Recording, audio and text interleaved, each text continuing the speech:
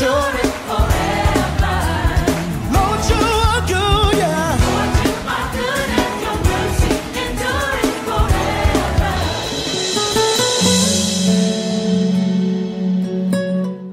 Message, c'est un message prophétique pour l'Église. Amen. Mais il ne sera pas exubérant. Amen. Tout exubérant ce matin, sauf mon message. Amen. Et je dois respecter la manière dont Dieu veut que je parle. Je ne vais pas prendre beaucoup de versets. Romains 12, verset 15. Nous sommes debout, nous allons lire cette parole. Romains 12, verset 15. Réjouissez-vous avec ceux qui se réjouissent, pleurez avec ceux qui pleurent. Que Dieu bénisse sa parole. Alléluia.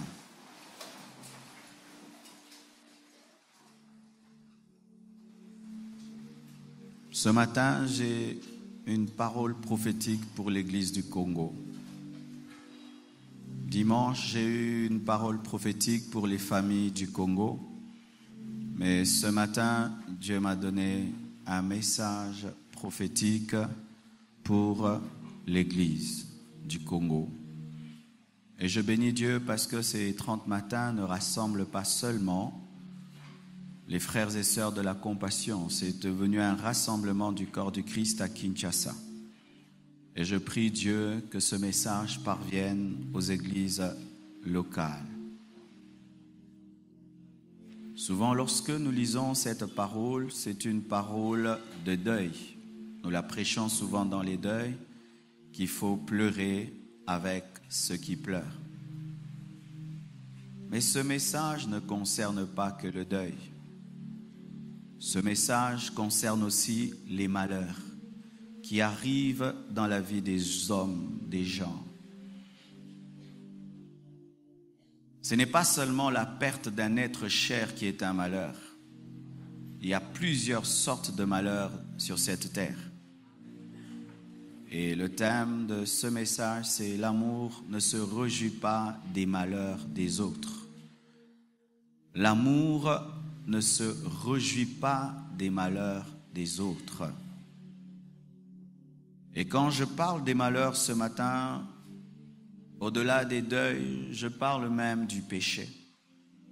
L'amour ne se réjouit pas lorsque quelqu'un tombe dans le péché. L'amour ne se réjouit pas lorsqu'il y a le scandale. L'amour ne se réjouit pas lorsque même un pécheur est jugé par Dieu. L'amour ne se réjouit pas lorsque même ton ennemi est frappé par Dieu parce qu'il t'a touché. L'amour ne se réjouit pas de cela. L'amour ne se réjouit pas lorsqu'un pasteur tombe dans le péché. L'amour ne se réjouit pas lorsque un serviteur de Dieu tombe dans le péché, ça fait un scandale. L'amour ne se réjouit pas lorsque un rebelle à l'église est frappé par Dieu. L'amour ne se réjouit pas de cela. Et il y a un exemple terrible dans la parole. Moïse, sa sœur Myriam se tient devant son autorité. Elle dit, est-ce que Dieu ne parle que par Moïse? Est-ce que Dieu ne parle que par lui? Et la Bible nous dit que Dieu frappe Myriam, la frappe de la lèpre. Que fait Moïse? Il est content, il est heureux parce que Myriam est lépreuse. Est-ce qu'il a dit, vous voyez, je suis un grand serviteur de Dieu, vous avez joué avec mon autorité? La Bible ne nous dit pas ça. La Bible nous présente un Moïse qui intercède pour une personne qui a touché à son autorité, qui demande à Dieu d'enlever cette lèpre. Dieu même résiste, mais Moïse prie pour sa sœur. Souvent, nous les pasteurs, nous sommes heureux lorsque Dieu frappe un rebelle. Quelqu'un s'oppose à ton autorité, commence à souffrir et tu dis, vous voyez, c'est la preuve que je suis serviteur de Dieu. Ce n'est pas la Bible. Un sorcier te combat et il tombe malade. Et toi, tu es heureux qu'il tombe malade. C'est pas ça la Bible. Qu'un frère de l'église ici, un jour se rebelle et puis toute sa vie est détruite et nous les enfants de la compassion, on est heureux, on est content. Moïse a eu mal. Moïse a pleuré. Église du Congo, n'aimez pas seulement les personnes qui se soumettent à l'autorité. Aimez aussi celles qui sont frappées par le jugement. C'est ça la parole de Dieu. Nous voyons même dans Jean, une femme tombe dans l'adultère. On l'attrape, on l'amène aux pieds de Jésus. Les gens sont contents. On a attrapé une femme qui est tombée dans l'adultère. C'est que nous sommes devenus aujourd'hui. On est content de voir sur Internet un pasteur qu'on a filmé en train de faire des choses. Des enfants de Dieu. Des enfants de Dieu sont heureux comme ce n'est pas leur pasteur. Comme ce n'est pas votre pasteur. C'est le pasteur de l'autre qui est en train de passer à la télé, on montre des choses, tant que ce n'est pas votre pasteur Marcelo. Un manque d'amour. Heureux d'avoir attrapé la femme dans l'adultère et de la pointer du doigt. Elle est là. Les voisins voient, ses enfants, tout le monde, elle est humiliée. Et on est heureux tant que c'est la femme de l'autre, tant que c'est la fille de l'autre, on peut présenter son adultère. Mais quand Jésus a dit, celui qui n'a jamais péché, qu'il lance la première pierre, alors ils ont compris que eux aussi devaient être jetés là. Ce n'est pas parce que le péché de l'autre est connu que tu n'as pas de péché. Ce n'est pas parce que le péché de l'autre est connu que tu n'en as pas. C'est facile de juger les gens qui sont connus. Parce que les péchés des gens connus sont connus. Mais toi, dans le secret, que fais-tu? Es-tu meilleur que ces gens que tu juges tous les jours? Si on peut entrer dans ta vie aussi, révéler ta vraie vie, est-ce que tu es digne de dire quelque chose? L'amour ne se plaît pas au scandale. Ne se plaît pas à la chute, où on est heureux d'entendre un grand musicien. Oh, il paraît ceci. Et les chrétiens se racontent comme des sorciers. Comme des sorciers. Des sorciers. Comme si quand on est là debout, en train de craindre Dieu, vous n'êtes pas content. Comme si quand on a un bon témoignage, on n'est pas content.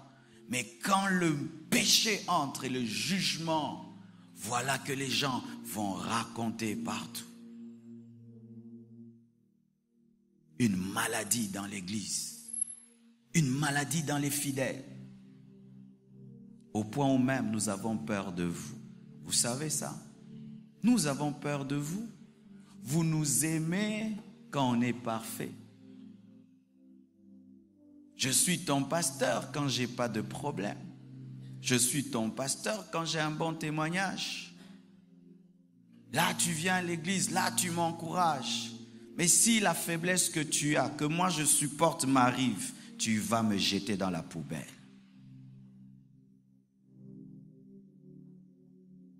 L'église. Des condamnés qui condamnent. Toi-même, tu es condamné, mais tu aimes condamner. Condamner ce pasteur, lui, il est occultiste, lui, il est impudique, lui, il est divorcé, celui-là, il est voleur, celui-là, il est escroc, celui-là, il est menteur. Et toi, tu es qui? Après avoir fini de dire, lui, il est, qui es-tu? Toi aussi, dis, je suis ceci, parce que tu n'es pas parfait. Tu as des choses aussi. et condamner qui ose condamner. Et tout était parfait tant que Jésus n'avait rien dit. Elle est adultère. Oui, elle est adultère. Mais toi, tu es voleur. Mais toi, tu es fraudeur. Mais toi, tu es menteur. Est-ce qu'il y a une échelle de valeur des péchés?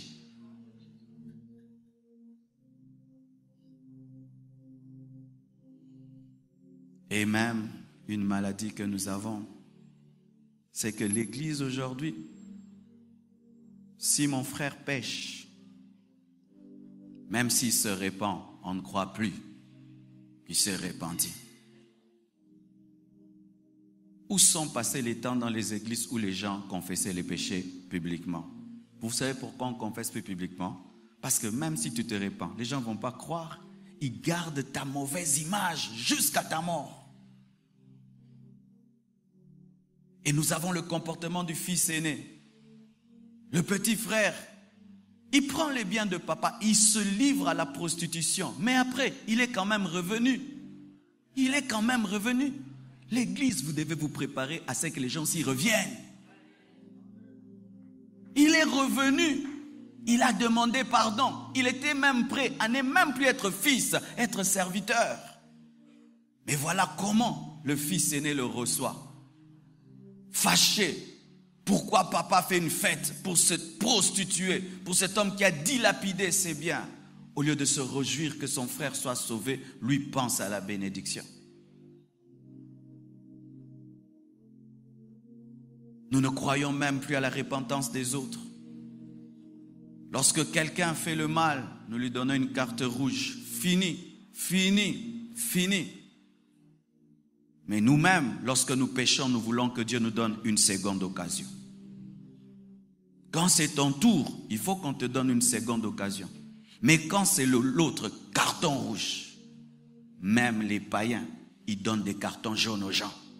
Même les païens. L'Église n'a que des cartons rouges. Des imparfaits qui exigent aux autres des perfections. Des imparfaits. Vous êtes imparfaits. Nous sommes tous ici imparfaits. Personne ici n'est parfait. Aucun de vous, aucun de nous. Personne. Mais des imparfaits qui n'ont que des cartons rouges. Rien que des cartons rouges aux gens. Rien que des cartons rouges. Sache que tous les cartons rouges que tu donnes, en soi tu te les donnes. Parce que tu seras mesuré avec la mesure que tu utilises pour les autres.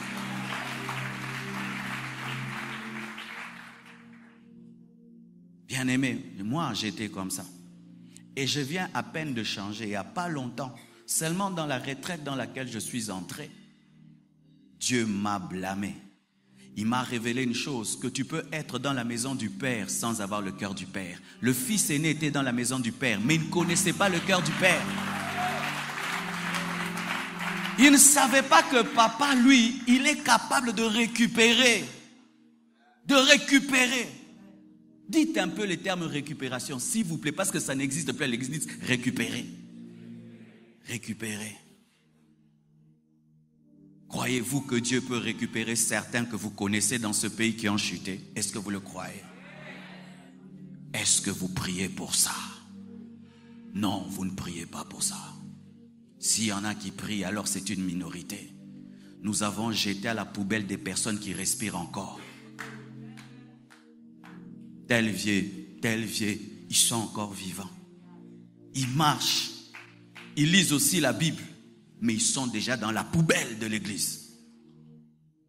Nous attendons seulement que Jésus revienne, qu'ils aillent en enfer. Mais tu veux que toi, Dieu, ait pitié de toi. Quand tu pleures en secret pour tes péchés secrets, que Dieu te pardonne. Mais eux, qu'ils aillent en enfer pour qu'ils soient la preuve du jugement de Dieu. Le jugement de Dieu. Seulement pour l'autre, pas pour toi.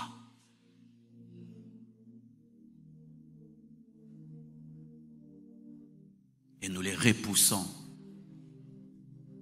Certains même s'ils osent venir dans un culte comme celui-ci, tout le monde est mal à l'aise. Pourquoi? Il a perturbé le culte des saints.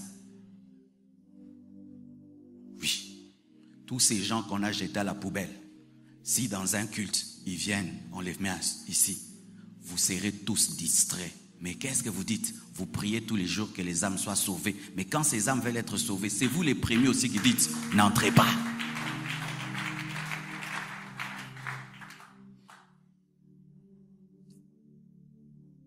Et le malheur dans tout ceci, c'est que ce problème a divisé l'Église. L'Église n'est plus un corps. L'Église est devenue des membres. Un petit doigt là, une tête ici, une jambe là-bas. Votre Église, votre pasteur. Compassion. Si un scandale arrivait à Chapelle de Vainqueurs, comment allons-nous réagir? Nous serons contents. Comme ça, ils perdent la côte. Hein? Nous, on récupère les fidèles comme des taxibus.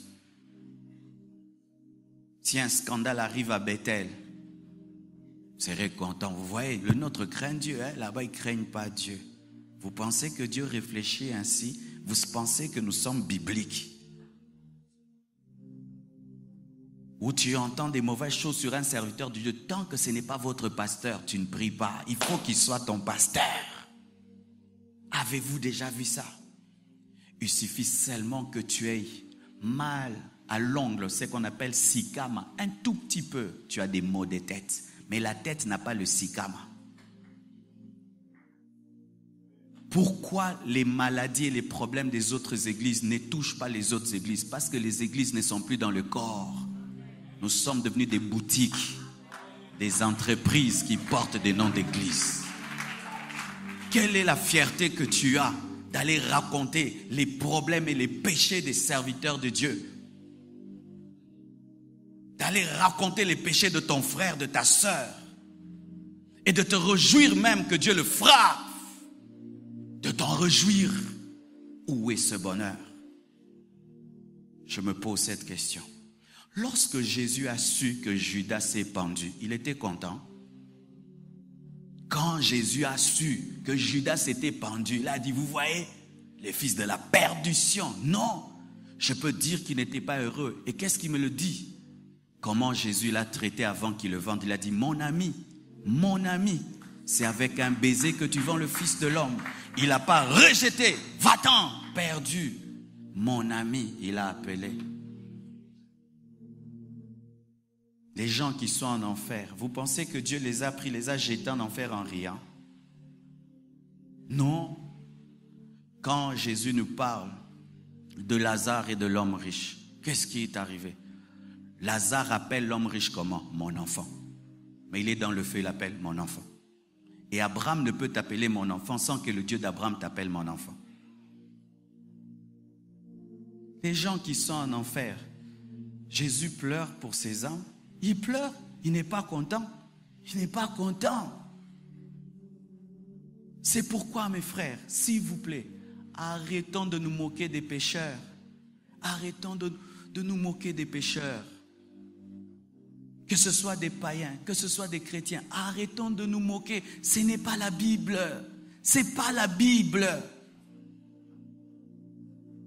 Quand tu vois un garçon beau, mais qui est efféminé, tu ne peux pas rire. Tu as pitié de lui. Tu dis, si c'était mon frère, si c'était mon enfant. Quand tu vois une fille lesbienne, pourquoi tu peux rire? Pourquoi tu ne dis pas, si c'était ma sœur? Quand tu vois un drogué, pourquoi tu ne dis pas, si c'était mon frère? Et dans ma retraite, je me suis rendu compte que tu peux servir Dieu depuis des années, tu ne le connais pas. Tu ne le connais pas. Tu parles de lui, il rit même, il rit. Excusez-moi si nous finirons les 30 matins comme ça. Mais je vous dis, mes frères, tous les jours nous péchons. Et voilà la sorcellerie que nous révélons. Cette prédication, on va le mettre sur Internet, elle peut atteindre 50 000 vues, 200 000 vues. Mais s'il y a un scandale, ça atteindra des millions de vues. Qui partage ça? Les chrétiens. Qui appuie sur j'aime? Les chrétiens. Qui envoie aux autres? Les chrétiens. Les chrétiens, ils aiment le scandale. Ils aiment les scandales. Ils aiment parler des péchés des gens.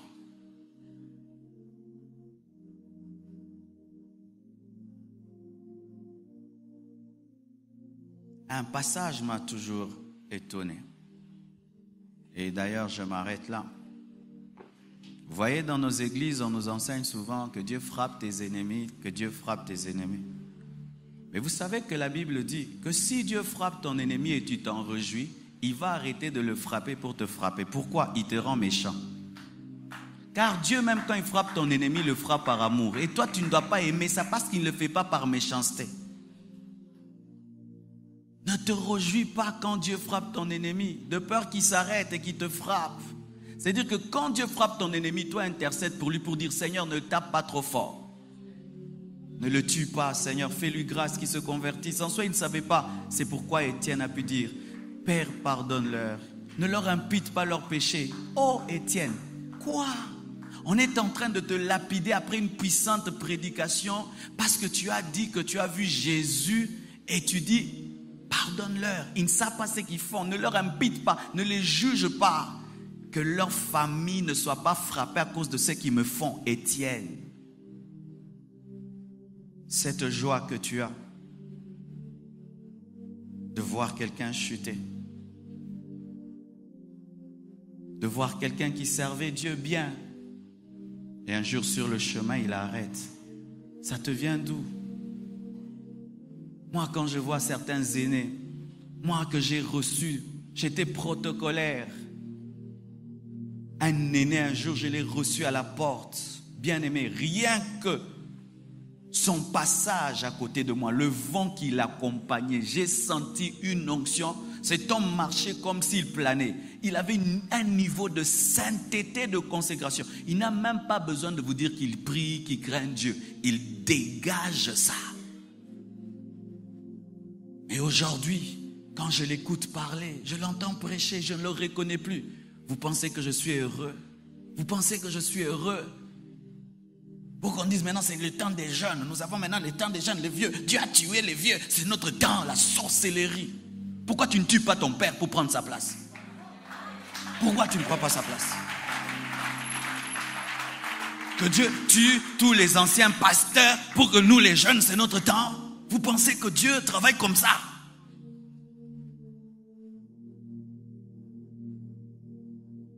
Quand je le vois, je me souviens des prédications qu'il m'a données quand j'étais un enfant. Comment il m'a influencé. Et je fais l'effort de garder au moins l'image, la bonne image que j'avais de lui. Et je prie que Dieu le relève. Que Dieu le relève. Qu'il ne rate pas tout ce grand travail qu'il a fait pour Dieu.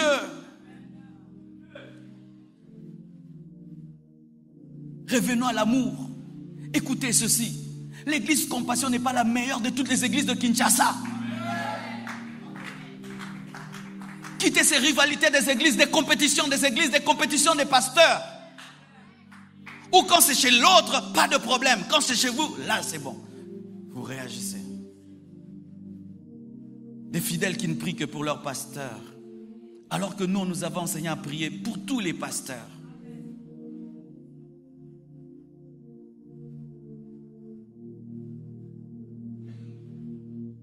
Et vous savez quoi? Lorsque tu es dans la maison de Dieu sans amour, ces personnes qui sont en dehors de la maison de Dieu, sans le connaître, les jours qu'elles viennent dans la maison de Dieu, Dieu les bénit plus que toi. C'est pourquoi le fils prodigue a été plus béni même que le fils aîné, qui était à côté de papa sans avoir le cœur de papa. En sortant de ces 30 matins, je vous en supplie, réellement, faites de l'amour votre style de vie. Remettons en question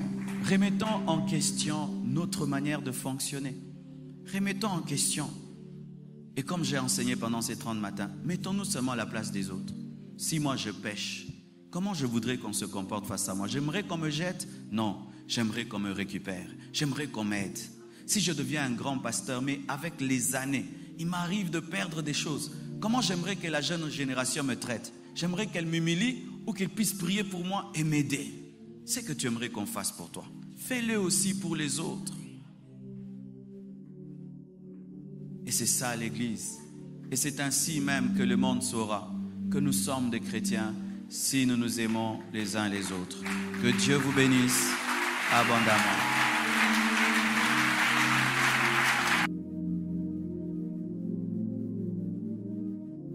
Alléluia.